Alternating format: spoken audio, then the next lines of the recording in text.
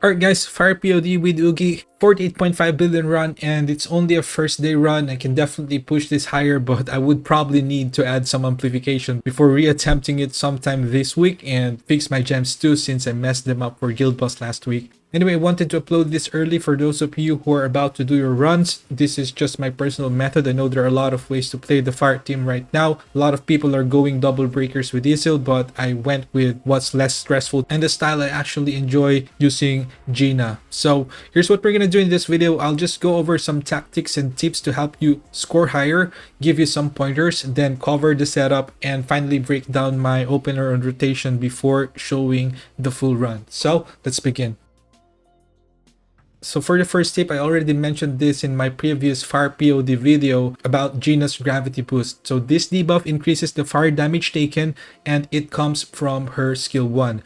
Sometimes it won't land on the head right away, and there's nothing you can do about that because that's the AI. What you should avoid, however, is to cast Gina's ultimate while still attacking the head, because Gina might cast the gravity boost next and you don't want to interfere with that timing. So just keep that in mind.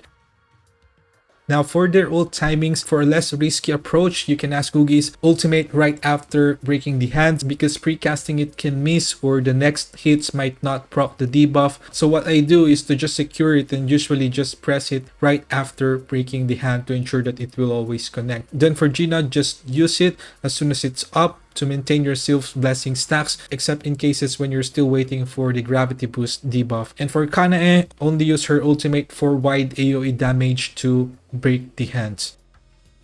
There's also one thing that you should pay attention to. If the breakdown debuff is not up yet, you can start with the bow first before going into Firestorm kick. If it's about to expire, you can either rush your hard hitting skills or just adjust your sequence for the next proc. This is very crucial because that debuff is huge, and losing it in one rotation or just a few skill casts means your damage is gonna drop a lot. Now in all of my runs currently, I always try to cancel the flight or at least get 2 breaks before it. This will give you a few extra seconds to get another full damage rotation towards the end. In case you're not familiar with this yet, you can do it by keeping the hand's HP low, and as soon as it flies back, you can just use your ultimate to bring it down back again. Also, just a quick tip, in the Berserk phase, you can get an extreme evasion here into a shadow step a few seconds after the roar, so that you won't need to wait for the next attack pattern, because every second matters here if you're looking to get the highest possible score for your account.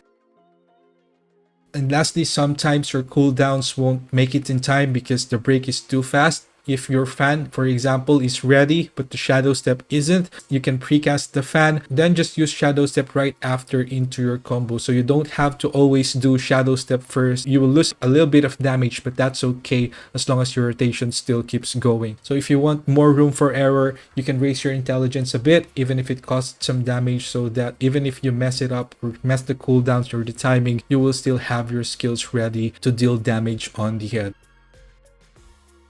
Now let's go over the setup. It's pretty standard overall. There's nothing really fancy here. You can change the shadow though. If you want more consistency, you can use Igris. For the artifacts, these sets gave me the best results. I've tried a couple of combinations, even the one-hit kill, the Desire 4-4, etc. This is what gave me the best and consistent results. And previously, Infamy was common on Kanae, and the reason for that is because it's gonna be easier for her to break, being able to proc that immediately and not having to wait for the expert stacks to deal significant damage. But now, with faster breaks with Yuqi, even in the first minute, expert works fine, at least in my personal experience. If you're struggling early though, Infamy is still a good option, especially if the stats are very close.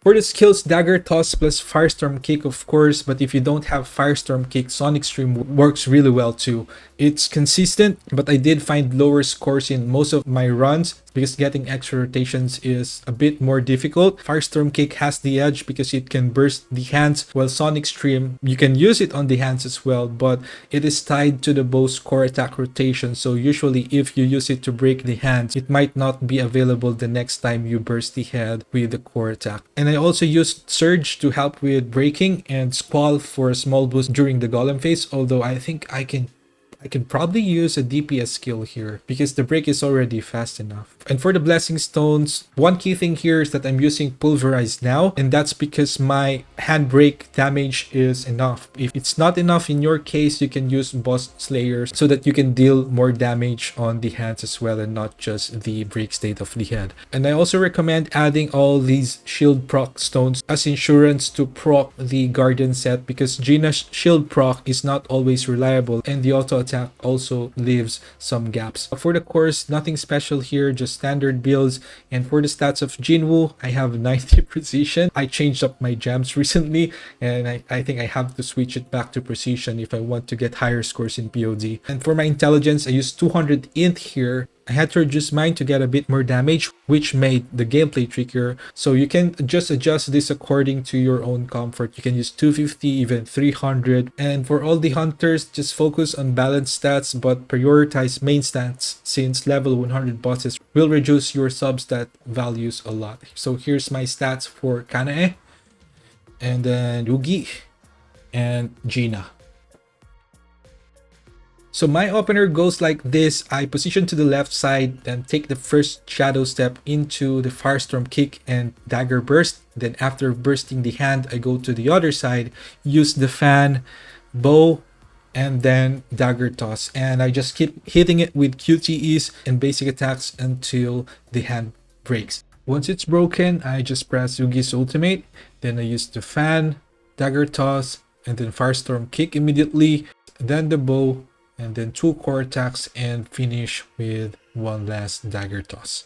So the reason why you want to use Firestorm kick immediately at the start is so that it's ready again. You can get the next shadow step and deal huge damage on the hand. And before the second break, this is situational. I already know my damage output, so I usually can control it, keep the HP low, and use Jinwoo's ultimate to cancel the flight mechanics. In the berserk phase, multiple situations here. If only one hand is left, of course you don't want to use your shadow step anymore because you would risk losing that for the next break. But if there are two, then yes, use shadow step, then burst the other side, or maybe if you don't have enough damage yet, you can help your hunters out. So yeah, that's the overall flow. Towards the end, it's really just about decision making, when to use your shadow step, which skills to prioritize for breaks, and how to adjust quickly, because by then the expert stacks are high, the damage spikes, and timing gets very tricky. So this is something you'll need to practice based on your own account progress and damage output. So yeah, let's go ahead and check out the full run replay.